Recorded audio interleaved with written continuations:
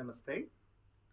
ನಾವು ಕೂಲಿಂಗ್ ಪ್ರಾಣಾಯಾಮಗಳ ಅಭ್ಯಾಸವನ್ನ ತಿಳಿದುಕೊಳ್ತಾ ಬರೋಣ. ಮೊದಲನೇದಾಗಿ ಶೀತಳಿ ಪ್ರಾಣಾಯಾಮ. ಶೀತಳಿ ಪ್ರಾಣಾಯಾಮದ ಅಭ್ಯಾಸ ಮೊದಲನೇದಾಗಿ ನಾವು ಯಾವುದಾದರೂ ಒಂದು ಕಂಫರ್ಟಬಲ್ ಪೊಸಿಷನ್ ಅಂದರೆ ಧ್ಯಾನದ ಸ್ಥಿತಿಯನ್ನು ನಾವು ಅಳವಡಿಸ್ಕೊಳ್ಬೇಕು. ಸುಖಾಸನ ಆಗಿರ್ಬೋದು, ಸಿದ್ಧಾಸನ ಆಗಿರ್ಬೋದು, ವಜ್ರಾಸನ ಆಗಿರ್ಬೋದು ಅಥವಾ ಪದ್ಮಾಸನ ಆಗಿರ್ಬೋದು. ನಿಮಗೆ ಯಾವ ಸ್ಥಿತಿ ಕಂಫರ್ಟಬಲ್ ಆಗಿರುತ್ತೆ, ಸುಖ ಮತ್ತು ಸ್ಥಿರವಾಗಿ ನೀವು ಆ ಪೊಸಿಷನ್ನ ಮೇಂಟೈನ್ ಮಾಡ್ಬೋದು. ಆ ಪೊಸಿಷನ್ ಅಳವಡಿಸ್ಕೊಳ್ಳಿ.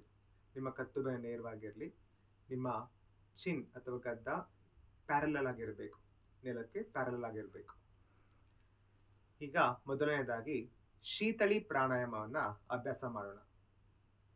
ಮೊದಲನೇದಾಗಿ ನಮ್ಮ ನಾಲಿಗೆಯನ್ನು ಹೊರಗೆ ತೆಗೆದುಕೊಳ್ಬೇಕು. ಪ್ರೊಟ್ರೂಡ್ ದ ಟಂಗ್ ಅಂತ ಹೇಳ್ತೀನಿ. Putting the tongue out. ಈ ರೀತಿ ನಾಲಿಗೆನ ಹೊರಗೆ ತೆಗೆದುಕೊಂಡ ನಂತರ ಅದನ್ನು ಸುರುಳಿ ಆಕಾರದಲ್ಲಿ ಟ್ಯೂಬ್ ಥರ ನಾವು ಮೇಲ್ಭಾಗಕ್ಕೆ ಜಾಯಿನ್ ಮಾಡಬೇಕು. ನಮ್ಮ ನಾಲಿಗೆಯ ಸೈಡ್ಸ್ ಏನಿರುತ್ತೆ ಅದನ್ನು ಮೇಲ್ಮುಖವಾಗಿ ಜಾಯಿನ್ ಮಾಡಲಿಕ್ಕೆ ಪ್ರಯತ್ನ ಮಾಡಬೇಕು. ಯಾವ ರೀತಿ ಅಂದರೆ ನಾಲಿಗೆನ ಹೊರ ಹಾಕಿ ಹೀಗೆ ಸುರುಳಿ ಆಕಾರದಲ್ಲಿ ಮೇಲ್ಭಾಗ ಮುಖವಾಗಿ ನಾವು ತೆಗೆದುಕೊಳ್ತಾ ಜಾಯಿನ್ ಮಾಡಲಿಕ್ಕೆ ಪ್ರಯತ್ನ ಮಾಡಿದಾಗ ನಮ್ಮ ನಾಲಿಗೆ ನೇರವಾಗಿ ಒಂದು ಗ್ಯಾಪನ್ನು ತೆಗೆದುಕೊಳ್ಳುತ್ತೆ.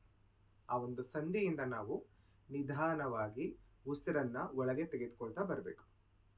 ಇಸ್ ಅನ್ನೋ ಒಂದು ಸೌಂಡ್ ಮಾಡೋದ್ರ ಮೂಲಕ ಆ ಒಂದು ಗಾಳಿಯನ್ನು ಒಳಗಡೆ ತೆಗೆದುಕೊಳ್ತಾ ಬರ್ತಾ ಇದ್ದಂಗೆ ಸಂದರ್ಭದಲ್ಲಿ ನಾಲಿಗೆಯಿಂದ ಇಟ್ಕೊಳ್ತಾ ನಮ್ಮ ಲಿಪ್ಸ್ ಇಟ್ಕೊಳ್ತಾ ತುಟಿ ಆಗಿರ್ಬೋದು, ನಾಲಿಗೆ ತುದಿ ಆಗಿರ್ಬೋದು, ಸಂಪೂರ್ಣ ನಾಲಿಗೆ ಆಗಿರ್ಬೋದು, ಹಲ್ಲುಗಳಾಗಿರ್ಬೋದು, ನಮ್ಮ ಅಂಗಳ ಪ್ಯಾಲೆಟ್ ಅಂತ ಹೇಳ್ತೀವಿ, ಸಾಫ್ಟ್ ಪ್ಯಾಲೆಟ್, ಹಾರ್ಡ್ ಪ್ಯಾಲೆಟ್ ಆಗಿರ್ಬೋದು, ಗಂಟಲು ಆಗಿರ್ಬೋದು, ಹಾಗೆ ನಮ್ಮ ಲಂಗ್ಸ್ ಶ್ವಾಸಕೋಶ, ಸಂಪೂರ್ಣ ಎಲ್ಲ ದೇಹದ ಭಾಗಗಳು ತಂಪಾಗುವಂಥದ್ದನ್ನ ಗಮನಿಸ್ಕೊಳ್ತಾ ಬರಬೇಕು.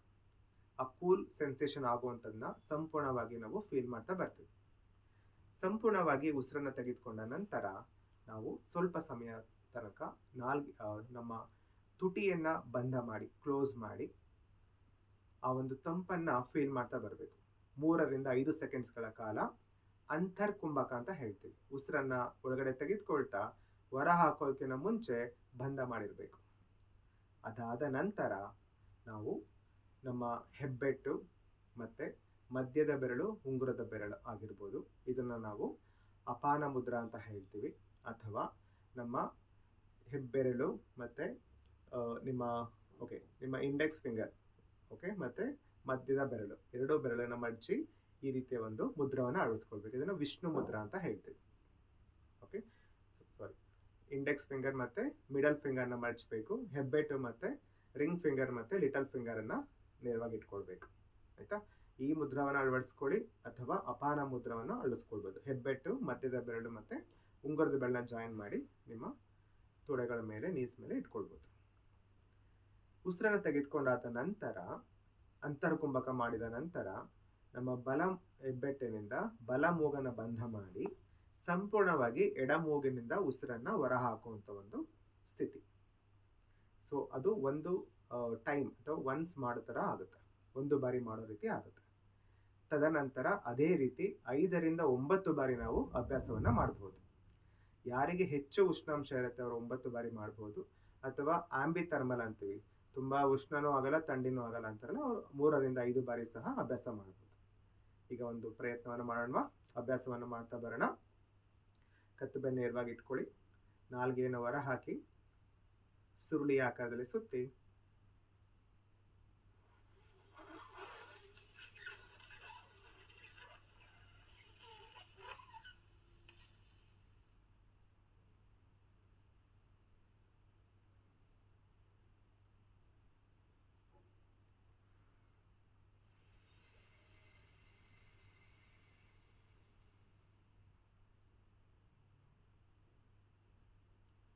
ನಿಧಾನವಾಗಿ ನಿಮ್ಮ ಮುದ್ರವನ್ನು ರಿಲೀಸ್ ಮಾಡಿ ಸಹಜ ಉಸಿರಾಟದ ಬಗ್ಗೆ ಗಮನ ಕೊಡಬಹುದು. 2-3 ಬಾರಿ.